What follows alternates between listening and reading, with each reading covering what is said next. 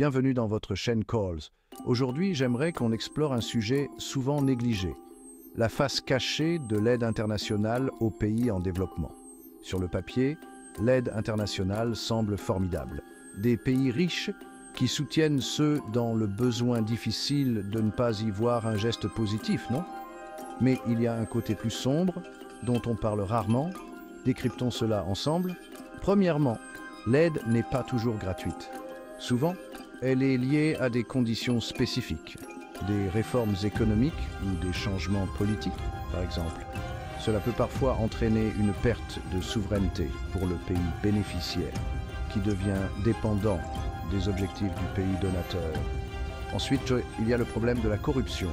Les fonds destinés à la construction d'écoles ou d'hôpitaux se retrouvent souvent dans les poches de quelques individus corrompus. Ceux qui en ont le plus besoin, les enfants, les malades, n'en voient pratiquement aucun bénéfice. Parlons aussi de l'économie locale. Lorsque l'aide étrangère afflue, elle peut perturber les marchés locaux.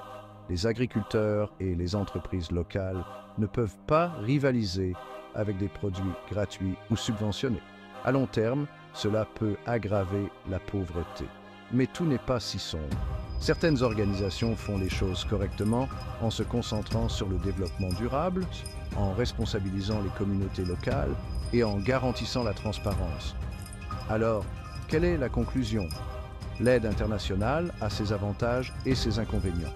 Il est essentiel d'examiner minutieusement où va l'argent et comment il est utilisé. La prochaine fois que vous entendrez parler d'un plan d'aide massif, n'oubliez pas de vous demander: aide-t-il vraiment les personnes qui en ont le plus besoin? Merci d'avoir regardé et restez curieux.